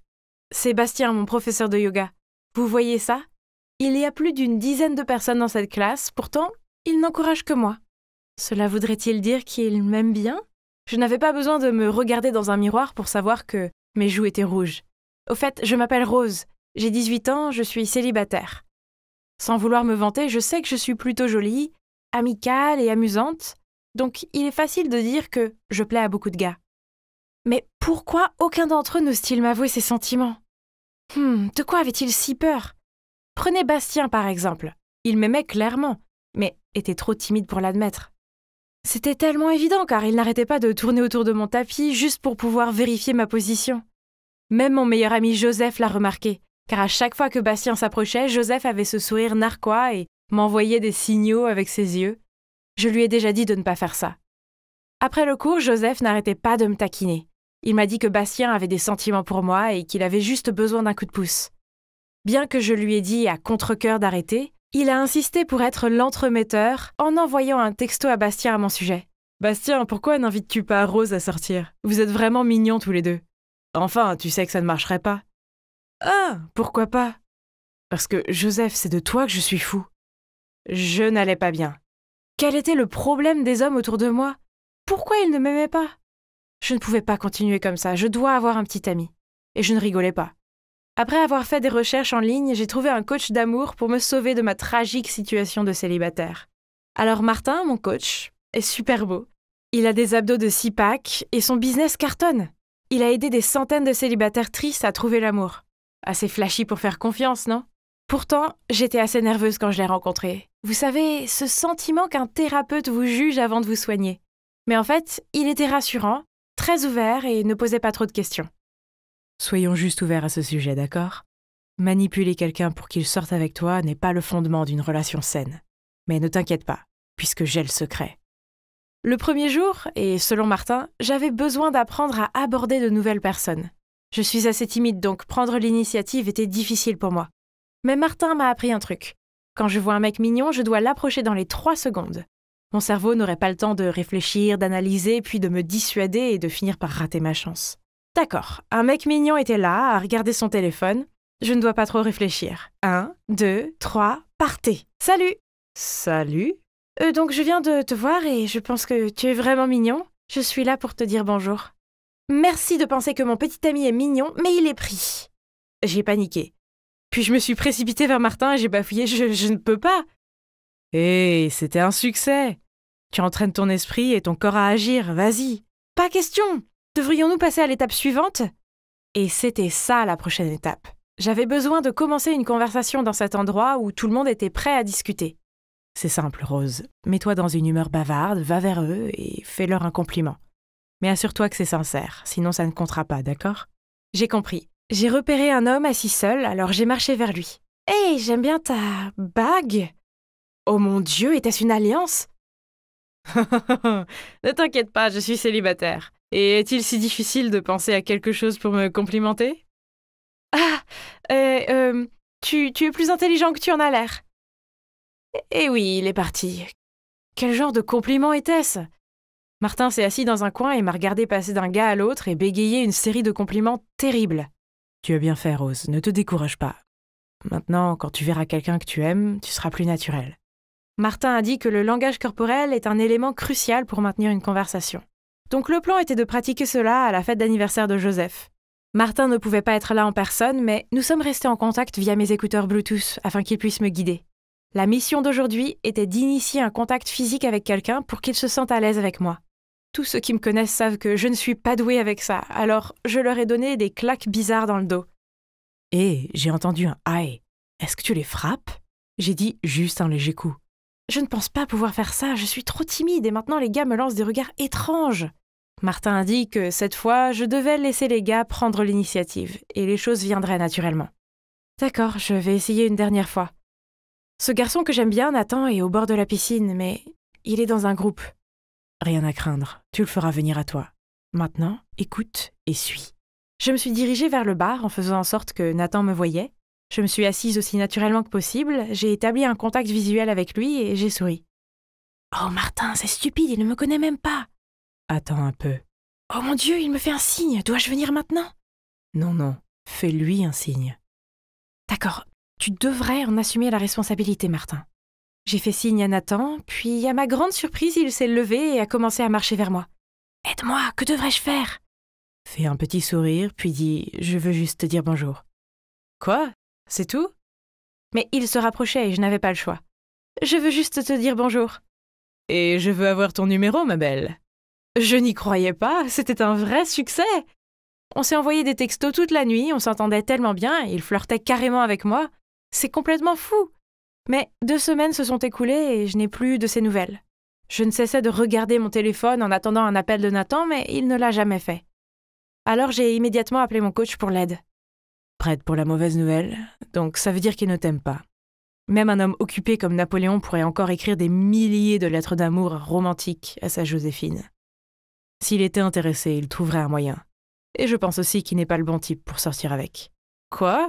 Nathan est un gentil gars. Peut-être qu'il est juste super occupé ? Après, Noël est arrivé et je ne pouvais juste plus attendre. J'ai trouvé le courage d'inviter Nathan à sortir, mais devinez quoi ? Il m'a invité chez lui pour profiter de Noël avec sa famille à la place. Oh waouh ! Il voulait me présenter à sa famille, c'était énorme ! Cela signifiait qu'il prenait vraiment notre relation au sérieux, n'est-ce pas ? Mais quand nous sommes arrivés chez Nathan, à ma grande surprise, ce n'était qu'un petit appartement et clairement pas assez grand pour toute une famille. En voyant mon air confus, Nathan m'a dit que sa famille avait dû changer ses plans et sortir, ce qui était mieux car nous aurions plus de temps ensemble. Soudain, j'ai vu la silhouette d'une fille en robe rouge dans sa chambre. Nathan m'a immédiatement éloignée et a dit « Ah, c'est ma servante. Comme c'est ennuyeux, tu veux aller à l'hôtel pour qu'on puisse passer plus de temps seul ? Vraiment ? Il pensait que j'étais née hier ? » J'ai refusé immédiatement et Nathan a commencé à changer d'attitude. « D'accord, mais je ne peux pas te raccompagner chez toi. J'ai quelque chose d'urgent, mais je vais t'emmener à l'arrêt de bus le plus proche. » Je ne me suis jamais sentie aussi stupide. Martin avait raison, Nathan n'était pas sérieux avec moi. Il voulait juste m'utiliser. Mais qu'est-ce qui n'allait pas ? J'ai fait tout ce que j'ai pu, mais j'ai continué à échouer encore et encore. Personne ne m'aimait.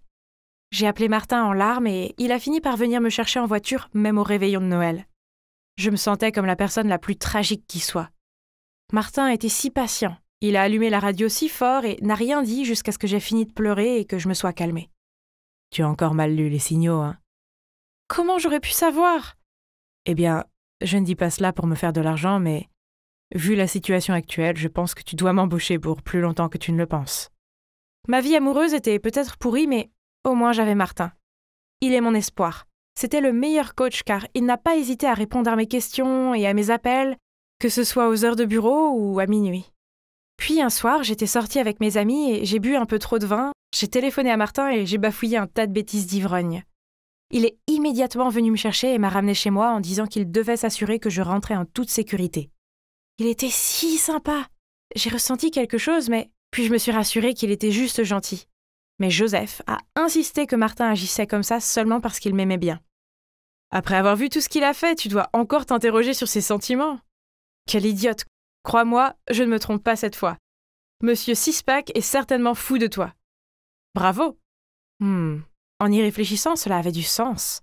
Alors j'ai commencé à traquer mon coach sur les réseaux sociaux et à rêver de lui toute la journée.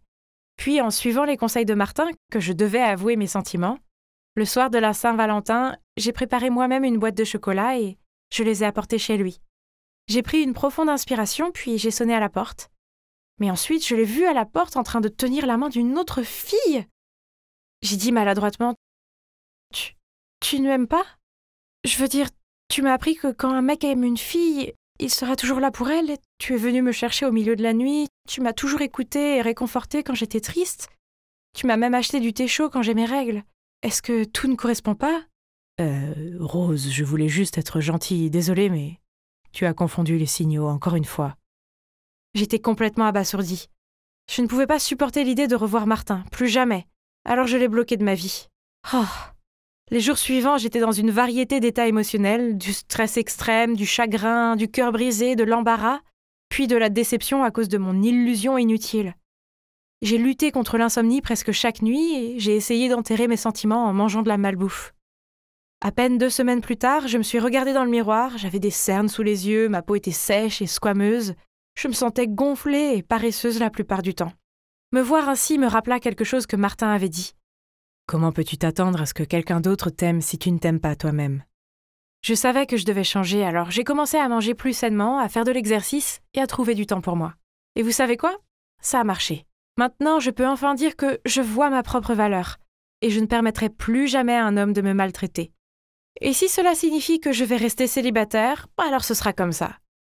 Je suppose que je dois beaucoup à Martin. Je veux dire, il m'a beaucoup appris.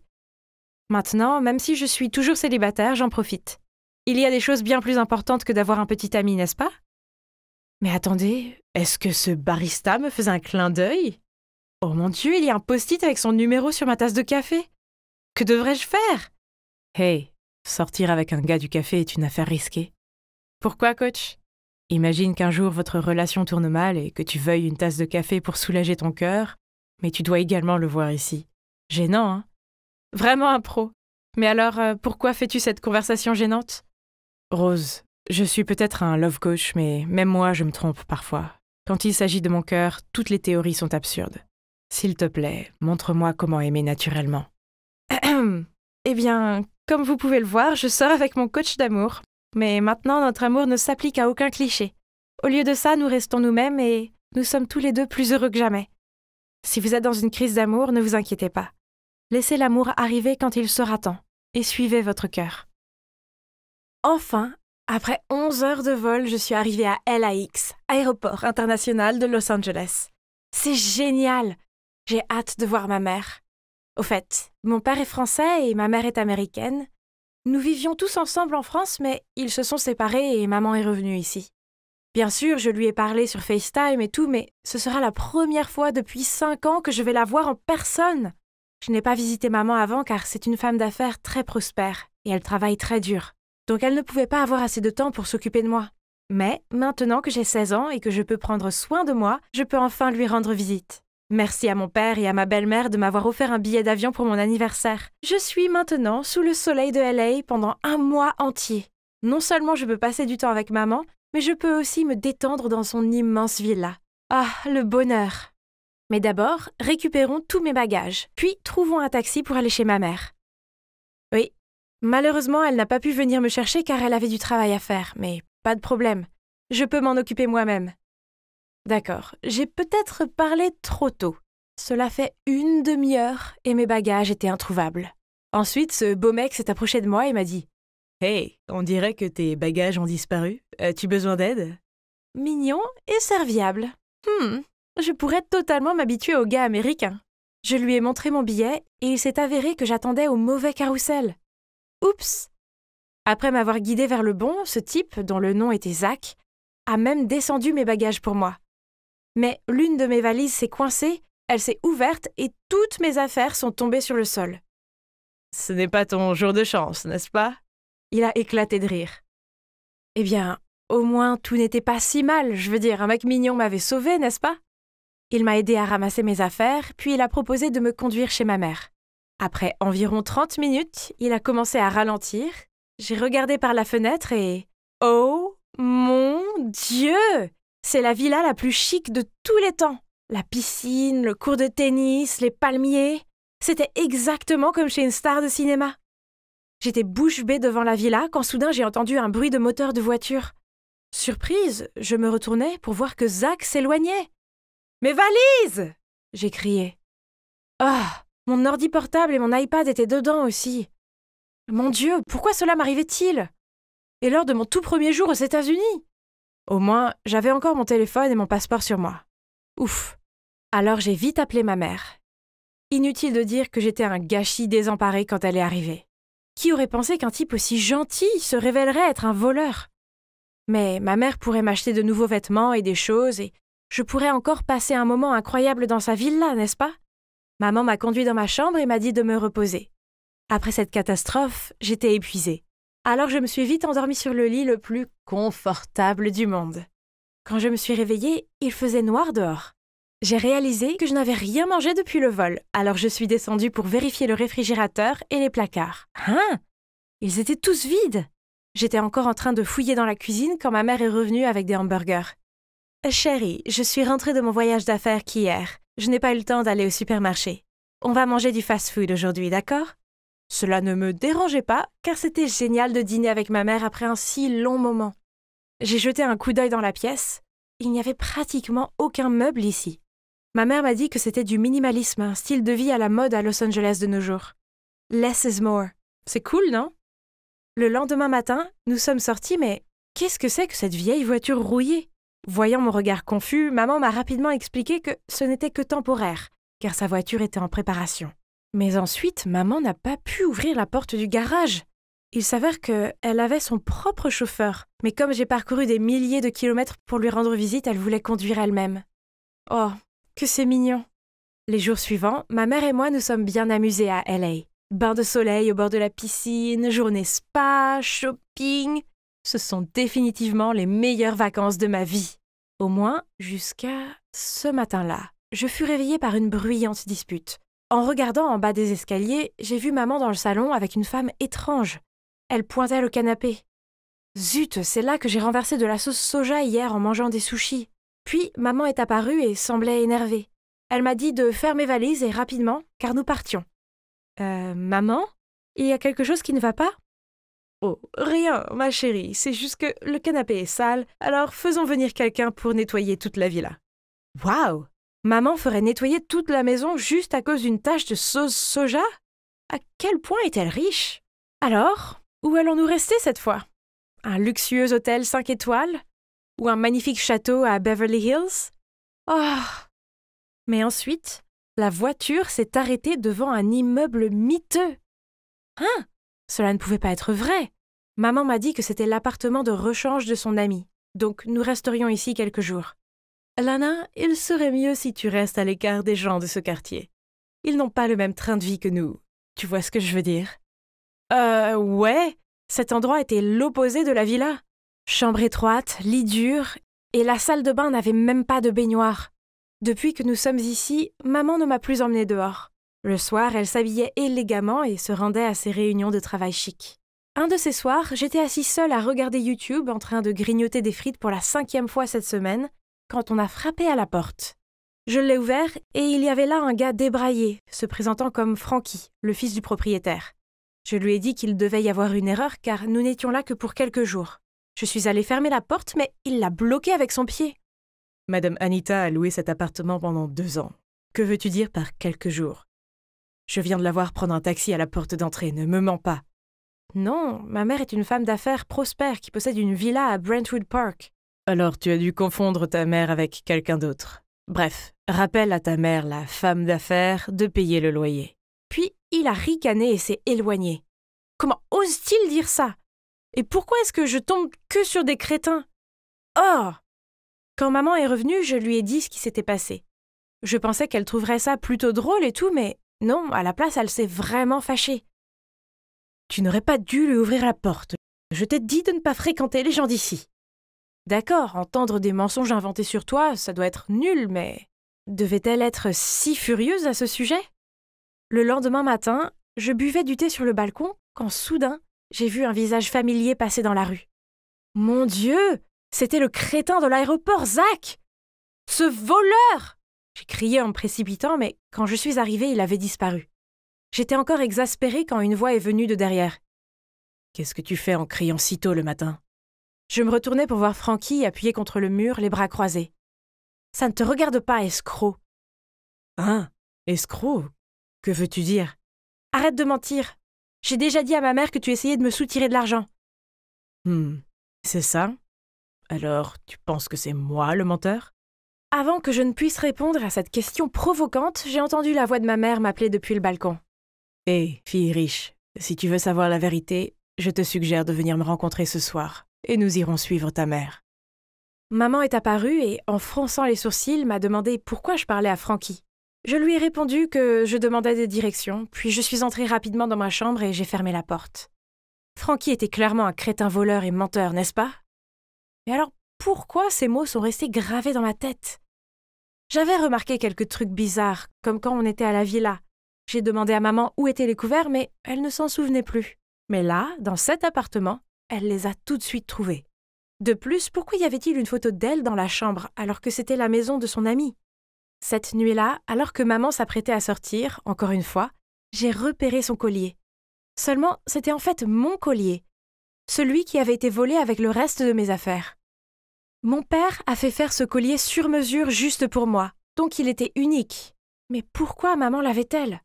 Je l'ai complimentée et lui ai demandé d'où elle l'a acheté. En rougissant, elle m'a dit que cet homme riche avec qui elle venait de commencer à sortir le lui avait offert. Puis elle a dit qu'il l'emmenait dîner ce soir. Je me forçais à sourire, mais dans ma tête, il y avait plein de questions. Qui était vraiment maman? J'ai secrètement suivi ma mère dans la rue. Soudain, une main tapotait à mon épaule. « Allons-y. » Je me suis retournée et c'était Frankie.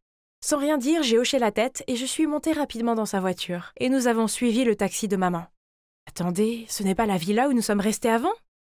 Après un moment, une voiture de luxe est arrivée, emmenant ma mère dans un restaurant cher à proximité. Nous avons regardé à travers le mur de verre. Elle était là. Ma mère était assise là, souriant et parlant avec un homme en costume. Faisait-elle semblant de vivre dans cette villa pour tromper cet homme? Était-elle une croqueuse de diamants? Je ne pouvais plus regarder ça. Alors j'ai tiré sur le bras de Frankie, mais bizarrement, il semblait être aussi choqué que moi. C'était ton idée, alors pourquoi tu as le visage pâle? Il a juste secoué la tête et m'a ramené à la maison. Nous avons attendu dans l'appartement que maman revienne et... Oh mec, c'était tendu. Vers minuit, nous avons entendu la porte s'ouvrir, et maman est entrée et nous a regardés avec inquiétude. Elle a commencé à chasser Frankie de là, mais je l'ai interrompue. Maman, je sais tout. Tu habites ici depuis 2 ans, tu es pauvre, et tu escroques les hommes riches. Chérie, ce n'est pas comme ça, s'il te plaît, calme-toi et je t'expliquerai tout. Donc, il s'avère qu'après son divorce de mon père, elle était déterminée à retourner aux États-Unis et à réussir dans les affaires. Mais elle a échoué, et elle était si embarrassée qu'elle a menti à moi et à papa. Ensuite, quand je venais lui rendre visite, elle a dépensé le peu d'économies qu'elle avait pour louer une villa chic pour moi. Mais quand j'ai accidentellement renversé de la sauce soja sur ce canapé coûteux, elle n'avait pas les moyens de le réparer, alors nous avons été expulsés. Quant à l'homme avec qui je sortais ce soir, je l'ai croisé en me promenant en dehors de la villa. Il est riche et gentil, il m'aime bien et je l'aime aussi. Mais qu'en est-il de ce collier? Maman, c'est en fait le mien. Il était dans ma valise volée. Ma mère a jeté un regard confus. Mais avant qu'elle ne puisse dire quoi que ce soit, Frankie a crié « Cet homme est un fraudeur !» Maman et moi sommes restés bouche bée alors qu'il se tournait vers moi et disait « Je suis désolée, mais je pense que vous devez connaître la vérité. » Puis, Frankie nous a dit que cet homme n'était autre que le père de Zach. Après m'avoir ramené à la villa, Zach s'est dit que ma mère était riche, alors il a persuadé son père de venir flirter avec elle. Mais comment as-tu découvert la réalité sur ces gars? Parce que je connais Zach. Quand j'ai vu Alana le poursuivre, j'ai su qu'il l'avait volé. Mais c'est mon ami. Génial! Alors vous m'avez tous les deux menti. Je me suis précipitée dans ma chambre, j'ai verrouillé la porte et j'ai éclaté en sanglots. Le lendemain matin, maman a frappé à ma porte, mais je l'ai ignorée. « Alana, je sais que tu es en colère contre moi, mais j'ai laissé un sandwich ici, alors s'il te plaît, mange au moins quelque chose. Je suis vraiment désolée. Je voulais juste être une mère parfaite pour toi. » Ces mots m'ont fait pleurer une fois de plus. Mais je peux dire au fond de mon cœur que je suis désolée pour elle. Après cela, j'ai ouvert la porte et je l'ai serrée dans mes bras. Puis nous avons toutes les deux pleuré dans les bras l'une de l'autre. Je quitte LA aujourd'hui, avec maman. Elle redéménage en France avec moi, où elle pourra repartir de zéro. Pendant que je traînais ma valise jusqu'au taxi, Frankie est apparu et m'a présenté ses excuses. J'ai juste haussé les épaules et lui ai dit que ça n'avait plus d'importance. Enfin, au moins, il a fini par avouer et a sauvé ma mère de cet escroc. Hey, fille riche, bonne chance. Et n'hésitez pas à rester en contact. Alors, et maintenant? Eh bien, maman se réinstalle dans la vie française, elle a un nouveau travail et un appartement chic. Je reste avec elle chaque week-end et c'est bien de passer enfin du temps avec la vraie elle. Quant à Frankie, eh bien, nous nous envoyons beaucoup de Snapchat. Alors, d'accord, peut-être que je l'aime bien. Je prévois de lui rendre visite cet été. J'espère que mon prochain voyage aux États-Unis ne sera pas aussi fou que le précédent.